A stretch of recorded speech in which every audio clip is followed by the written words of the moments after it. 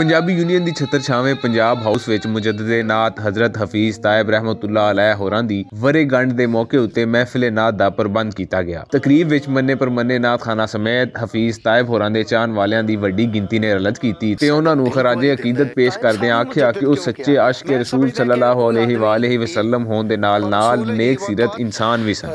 सोने रब दा करम ये भी है कि असी हज़रत हफीज़ तायब रहमतुल्लाह अलैह दे दौर विच आसी और वक़्त दे जिन्ने भी वड्डे लिखारी मतलब अज दे या कुछ जेडे इस दुनिया तो मतलब कुछ पर्दा भी फरमा गए उन्हां दियां बाकायदा संदां या इस हवाले दे नाल कि बहुत सारियां चीज़ां जिहड़ियां ने उन्होंने आप दी शख्सियत दे हवाले नाल और इस गल ते फ़ख्र महसूस किया कि असी हफीज़ तायब रहमतुल्लाह अलैह दे दौर दे विच आसी और असी उन्हां दे हम असर हाँ। तायब साहब का जिहड़ा काम है मैं समझना कि बहुत सारे साढ़े जिहड़े सीनियर सन बहुत सारे जिहड़े बजुर्ग सन उन्होंने साढ़े ते बहुत करम नवाजी की कि वह पंजाबी जबान नाल लाए। तायब साहब का जिहड़ा बुनियादी और मुढ़ला काम सी या शुरू का जिहड़ा काम सी वो उर्दू विच सी ते लेकिन है कि कुछ अरसे बाद वो मेरा ख्याल है कि सानू इंज लगता है जिहड़े जितने भी असी पंजाबी हैं कि कोई गल पूरी नहीं आती जिन्नी देर तक असी पंजाबी च ना करिए। हफीज़ तायब साहब जिहड़े ने ये दरअसल उन्होंने उस घर दे विचों उन्होंने घराने दे विचों ये चीज़ का आगाज़ है जिन्हों उहदा इब्तदा है कि इंतहा तक चले गए ने और उन्होंने परसनैलिटी उन्होंने शख्सियत उन्होंने वास्ते मेरे को अल्फाज नहीं कि मैं बयान कर सका। अज दुनिया ने यौम मोहब्बत मनाया, असी भी यौम मोहब्बत मना रहे हैं। हाँ जी, असी पाकीज़गी ना मना रहे हैं, असी मुताहर किस्म का यौम मोहब्बत मना रहे हैं। हफीज़ तायब साहब नाल मोहब्बत मना रहे हैं, नबी अकरम सल्लल्लाहु अलैहि वसल्लम दे नाल मोहब्बत मना रहे हैं और असी उन्हां दे सदके असी अपने भरा मदरसा इकबाल पढ़ते नाल जिहड़ा मोहब्बत का इजहार इत्थे सारे जाने करते हैं क्योंकि इन्होंने पंजाब हाउस नहीं बनाया, इन्होंने मोहब्बत हाउस बनाया है। साडा दिल गवाही दिंदा है कि इन्हां दियां नातां इन्हां दियां लिखतां इन्हां दा कलाम उस बारगाह च कबूलियत दे दर्जे तो फैज़याब होया। बाकी दूसरी गल यह है कि असी जदों कोई भी कलाम खा वो किसी ही नौईयत दा होवे, नज़म होवे, गज़ल होवे या कुछ भी होवे, वो जद असी शायर दी इनवॉल्वमेंट देखने हाँ तो वह सानू उहदे एक एक अखर दे विच एक एक लफ्ज़ दे विच खुद गवाही दे रही होंदी है कि किस कैफियत दे विच लिखिया गया। तायब साहब ने मुजद्दिद क्यों कहा गया? हाफ़िज़ साहब, लितुमिनु बिल्लाहि व रसूलिही, लितुमिनु बिल्लाहि व रसूलिही व तुअज़्ज़िरु व तुअक्किरु अल फतह और आयत उसकी नौवीं आयत उहदे विच अल्लाह पाक फरमांदा है कि तुसी अल्लाह ते ओहदे रसूल ते ईमान ले आओ ते उन्हां दी ताज़ीम ते तौकीर करो। दो लफ्ज़ ताज़ीम और तौकीर। तुअज़्ज़िरु व तुअक्किरु, ताज़ीम की एक हद है, ताज़ीम की एक हद है। असी पंजाबी च भी कहने ओए अदब के दायरे च रह और ताज़ीम की हद च रह, ये तो वधना, लेकिन ताज़ीर ते तौकीर की कोई हद नहीं। मैं जिस वक्त इन्हां दा कलाम पढ़िया तो मैनूं वो चीज़ां सारियां उहदे च नज़र आईयां। मैं समझदा कि अगर कोई आदमी थोड़ी जी भी शौरी कोशिश दे नाल हफीज़ तायब साहब का कलाम पढ़े ना तो कुछ देर तो बाद वो एक कहण ते यानी वो एतराफ़ करता हुआ नज़र आएगा कि वो अपने रसूल नूं पहले दी निस्बत ज़्यादा बेहतर जानना शुरू हो गए।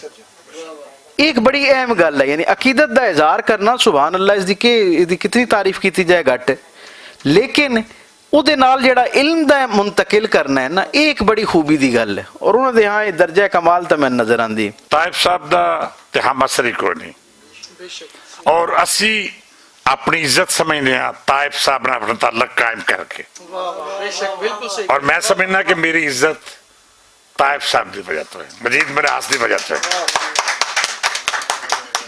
पंजाबी की गल हुई, पंजाबी जबान नाल मुहब्बत के पिछे भी तायब साहब का ਉਹ ਦਰਸ ਤੇ ਤਦਰੀਸ ਸ਼ਾਮਲ ਹੈ ਜਿਹੜੀ ਪੰਜਾਬੀ ਜ਼ੁਬਾਨ ਵਾਸਤੇ ਕਰਦੇ ਹੁੰਦੇ ਸਨ। आज की ये महफिल नात उस अजीम हस्ती की याद में बर्पा की जा रही है जिसे मशाहिर इल्म सुहन अकलीम नात का ताजदार और दौरे हाजिर का मुजद्दिद नात करार देते हैं। और आप जानते हैं कि उस हस्ती का नाम हफीज़ ताइब है। बाद लोग इस दारे फ़ानी से उठ तो जाते हैं लेकिन ऐसे रूह परवर नकूश छोड़ जाते हैं जो दिलों में दिमागों में उनकी हयात जावेदां का बायस बनते हैं। और जो लोग दिलों में मौजूद रहें वो रूह पोश तो हो जाते हैं, मरते कभी नहीं। हफीज़ ताइब ऐसे ही लाफानी इंसान हैं। आज अकीदतों की ये महफिल और इसकी गवाही दे रही है कि ये सब इश्क रसूल का एजाज़ है। महफिल नात विच सना खाने रसूल सल्लल्लाहु अलैहि वसल्लम ने हफीज़ ताइब होरां दा कलाम पढ़ के हाज़रीन दे सीनिਆਂ विच इश्क रसूल सल्लल्लाहु अलैहि वसल्लम दी नवीं रूह फूंक दित्ती कि यूं दूर हूँ ताइब में हरी में नबवी से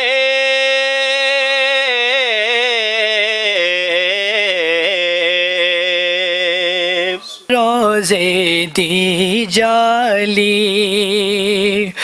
दिस दिए या गुंबदे खजरा दिस दाए। उजाला फैल जाता है मेरी सोचों के गारों में, उजाला फैल जाता है मेरी सोचों के गारों में, दियारे ख्वाब में जब आपका पैकर चमकता। क्यों सिर ते दुखां फिकरां दी नेरी चुल्ली हुंदी, पाक नबी दे पाक नगर जे मेरी कुल्ली हुंदी। स्याहियों से बचाती है नाते पाक हुजूर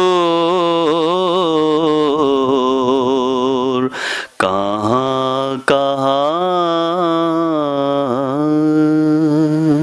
गल विच सोंदी मदनी पीदी, गल विच सोंदी मदनी पीदी, निस्बत वाली गानी जिक्र ओदा जिंद जान है मेरी ए हो जान पहचान है मेरी ए हो दुआए ताइब जग तो ए हो दुआए ताइब जग तो जिक्र ओदाई करदा जावा। आका जदों याद करो अपने गुलामां नू, साडा भी गुलामां च शुमार होना चाहिदा, साडा भी गुलामां च शुमार होना चाहिदा। अल्लाह दे हबीब नाल प्यार होना चाहिदा, इक्को ही हयाती दा मेयार होना चाहिदा। ਹਫੀਜ਼ ਤਾਇਬ ਪੰਜਾਬੀ ਤੇ ਉਰਦੂ ਨਾਤ ਦੇ ਇੱਕ ਪੂਰੇ ਅਹਿਦ ਦਾ ਨਾਮ ਹੈ। ਰੱਬ ਸੋਹਣਾ ਉਹਨਾਂ ਦੇ ਦਰਜਾਤ ਬੁਲੰਦ ਫਰਮਾਏ। ਕੈਮਰਾ ਟੀਮ ਮੁਹੰਮਦ ਫਾਰੂਕ ਤੇ ਹਾਰਿਸ ਮਲਿਕ ਦੇ ਨਾਲ ਰਿਜ਼ਵਾਨ ਅਸਗਰ ਬੱਟ, ਭੁਲੇਖਾ ਟੀਵੀ, ਲਾਹੌਰ।